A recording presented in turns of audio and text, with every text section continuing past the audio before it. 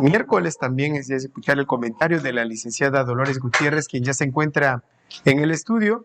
¿Cómo le va, licenciada? Buenos días. ¿Cómo estás, Ángel? Qué gusto. Buenos días a todo tu amplio auditorio que nos ve y nos escucha a través de Poder Informativo y de XBX. Pues, Ángel, el miércoles pasado nos quedamos y comentamos así muy de rápido, ya de salida. El tema de las mujeres, ¿no? El tema de lo que está pasando en Zapata. El problema con el presidente municipal no ha podido, hay inestabilidad política, no ha podido asentar el inicio de su administración, el señor Bernat, y aunque vino el fin de semana a tomarse la foto materialmente como el gobernador del estado para tratar de mandar el mensaje que sí está gobernando, lo cierto es que está pasando exactamente lo contrario. Y me parece que ahí el Congreso del Estado tiene que estar muy pendiente de lo que está aconteciendo en Emiliano Zapata. No puede estar un municipio, ya tienen casi, ¿qué? 2 semanas, 1 semana y media, ¿no? 8 días. 8 días justamente de estar con esta situación de inestabilidad política, que sí la hay.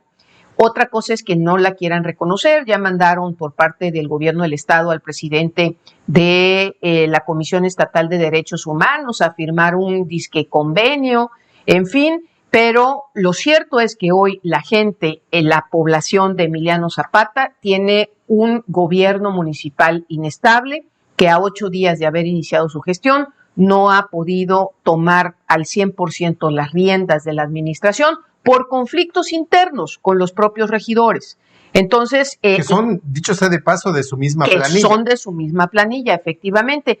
Entonces, esto también habla de la falta de experiencia política, de la ingenuidad política de quien está hoy al frente de la administración municipal de Zapata, y también he podido platicar con representantes de la base trabajadora del ayuntamiento y comentan que uno de los problemas torales es la falta o el incumplimiento de la palabra del hoy presidente municipal para asumir los compromisos, cumplir los compromisos que se hicieron en campaña. Entonces, ojalá que el Congreso del Estado, que es el representante de todos los tabasqueños, pueda voltear a ver lo que está pasando en Emiliano Zapata, porque de lo contrario esto puede prolongarse y bueno, ahí habrá que tomar medidas más enérgicas. No lo pueden soslayar, el gobierno del estado tampoco lo puede soslayar y puede solamente vivir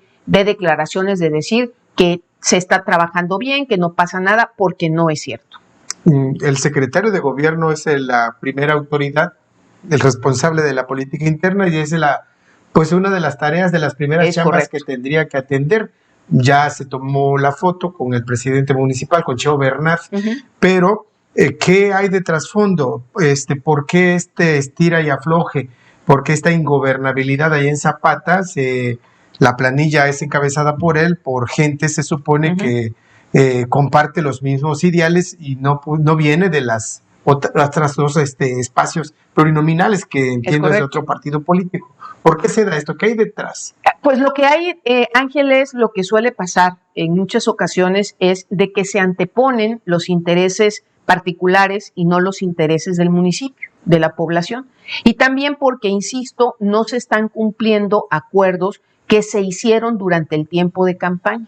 Entonces la gente ya está harta de que sí te ayudo a llegar a la presidencia municipal, pero cuando llegas a la oficina del ayuntamiento, simple y sencillamente te olvidas de los compromisos que asumiste. Entonces son dos cuestiones. Por un lado, inclusive, un conflicto interno de índole político partidista, como tú bien lo señalas, y por el otro lado, un incumplimiento de compromisos de campaña. Esto está afectando a la población de Emiliano Zapata, sí. E insisto, el gobierno del Estado y el Congreso del Estado no pueden ser omisos a esta situación de inestabilidad política que sin lugar a dudas afecta la buena marcha y la convivencia de la población de Emiliano Zapata. Ahora, es apenas 1 semana. Así es. La mayoría de las administraciones pues también no han arrancado con mucho porque apenas no terminan. Es correcto. De manera legal la entrega-recepción, Me entero de municipios que no pueden ni cobrar el predial por la firma que tienen, la firma nueva de los responsables, el cambio de sello, y prácticamente están haciendo pues nada, y eso también es algo natural por el cambio de administración. Fíjate, Ángel, que eso es lo que está enfrentando muchos de los municipios en el estado de Tabasco en este proceso de la primera semana.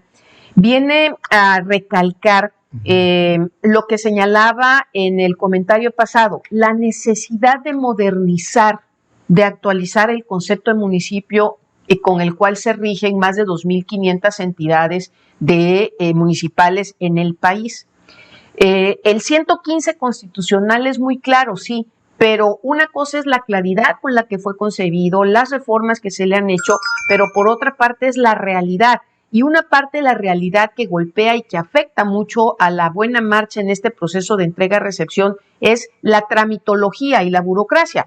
Inclusive en el propio Ayuntamiento de Centro, por algunos días se suspendieron los descuentos para el pago de prediales específicamente a personas adultas mayores hasta que hubo una sesión de cabildo que ya ocurrió. Es decir, en otros países, con una proyección como la tiene México, no ocurre esto. Los cambios de gobierno son situaciones que transcurren de una manera automática, es decir, no separan las administraciones, no es que tienes que ir al banco a cambiar una firma, todo eso es un procedimiento que debería de agilizarse.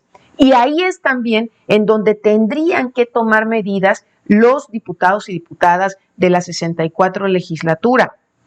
Hay que actualizar toda esta visión porque no podemos seguir teniendo ayuntamientos que a una semana de gestión, como tú decías también la semana pasada, en el caso de Tacotalpa, aferrados a quedarse en el espacio porque eran personal de confianza y ahora liquídame, ¿no? Entonces eso no puede ocurrirle a un presidente municipal nuevo como el que acaba de llegar.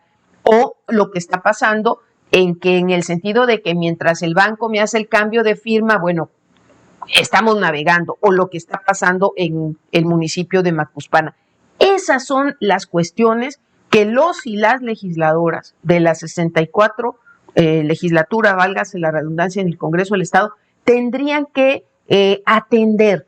Es decir, tenemos que ser eficientes desde el primer momento, porque el hecho de que en una administración no haya una firma reconocida, por ejemplo, ante un banco, por ejemplo, si alguien quiere iniciar un negocio, pues espéreme tantito porque todavía estoy en el proceso de entrega-recepción. Así está, ¿no? Entonces, desafortunadamente así está. Exactamente. Una persona que hizo una venta de un predio, claro, pues no lo pudo concretar porque dice, bueno, aguántame 15 días y si no hasta final de mes. Es correcto. Entonces, eso solamente pasa en México y si es México nos está pegando a Tabasco y entonces no nos podemos justificar de decir, bueno, pues es que es una cuestión nacional, sí, pero podemos hacer adecuaciones a nuestro marco jurídico local y ahí hacer las reformas necesarias para que Tabasco aspire a ser un modelo de gobiernos municipales eficientes. Y quienes tienen la responsabilidad de hacerlo son los diputados. Sí, porque entran y ya al día siguiente todo normal, no esperar, porque es una pérdida de tiempo. Es correcto. Y no sirve de nada, entonces todo esto que se hace con antelación de esto de la entrega-recepción,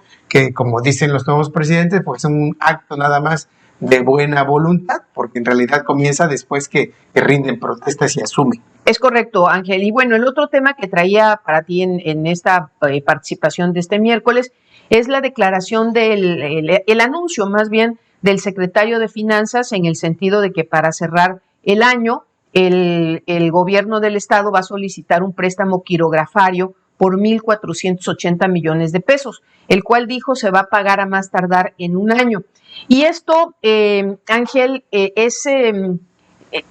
hay que señalarle a la población, a la ciudadanía, a los radioescuchas de Poder Informativo, que es exactamente lo mismo que hicieron las administraciones estatales gobernadas por el PRI o la administración del PRD. Es decir, Morena está haciendo en materia de finanzas para solventar las responsabilidades para el pago de todos las cuestiones de pensión, de jubilación, de aguinaldos y todo lo que son las prestaciones de fin de año, tienen que solicitar un préstamo. La diferencia es que aquí lo están haciendo que sea un préstamo quirografario. ¿Por qué un préstamo quirografario? Porque se tiene, el gobierno del estado tiene un tope, que si lo rebasa para solicitar ese crédito, tiene que solicitar la autorización del Congreso del Estado. Nada más que los préstamos quirografarios son los más caros en el mercado. Es decir, los intereses que pagan los gobiernos por los créditos quirografarios, porque son entregados casi de inmediato, pues son elevados. Lo que le faltó decir al señor secretario de Finanzas es cuál es el monto del interés que ya pagó el gobierno de Tabasco por el crédito de aproximadamente 1,500 millones de pesos que dijo que ya solicitaron, y ahora el nuevo de 1,480 millones de pesos. Ya tenían una solicitud, lo hizo antes el mandatario, ahora secretario de gobierno, tenía una autorización, ¿no? Ese no lo ha tocado.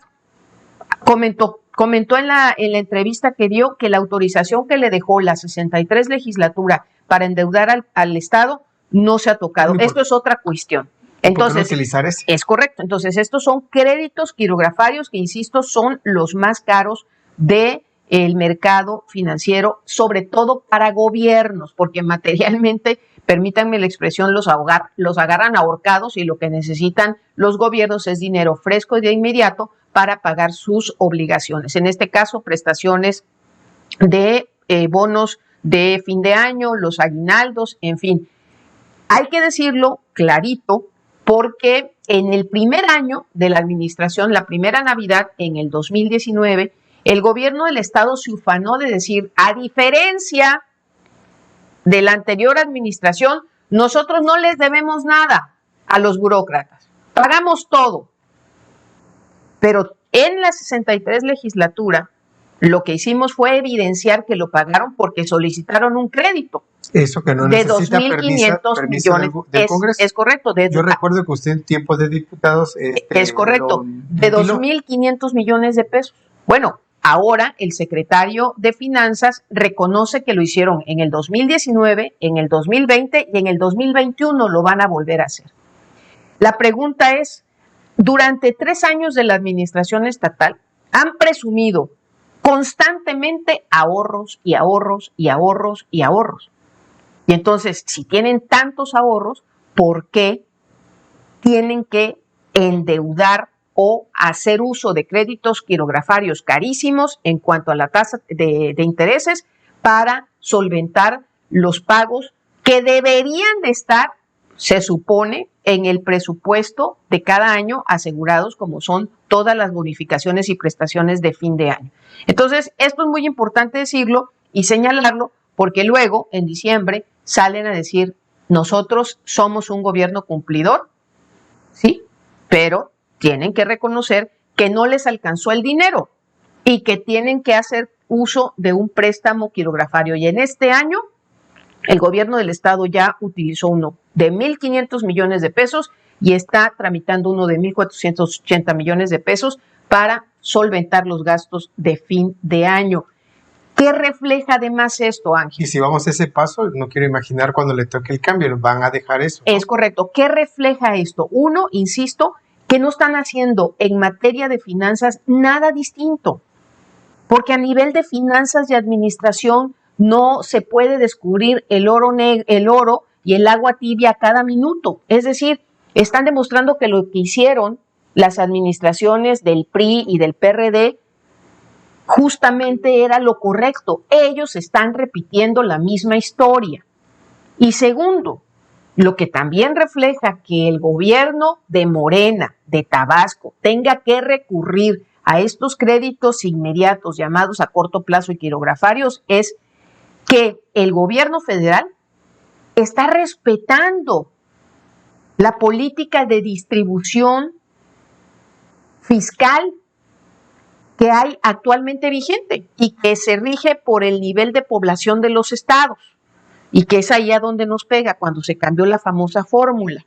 Entonces, ojo, el presidente tabasqueño está cumpliendo rigurosamente con esa política y a Tabasco no le está dando más recurso que lo que le aplica la formulita y ahí están las consecuencias, ¿no? Entonces, que también quede claro, una cosa es el presupuesto de obra pública y lo demás, que ya dijeron que para el año 2022 será de 55,800 millones de pesos, pero otro es la posibilidad que sí tenía o sigue teniendo el presidente de la República para cambiar la fórmula y que de nueva cuenta entidades como Tabasco, particularmente que es la que nos interesa, pudiera recibir más recursos que le impidieran tener que estar recurriendo cíclicamente a este tipo de endeudamientos a corto plazo. El gobierno de Felipe Calderón fue el que se hizo el cambio, Es correcto.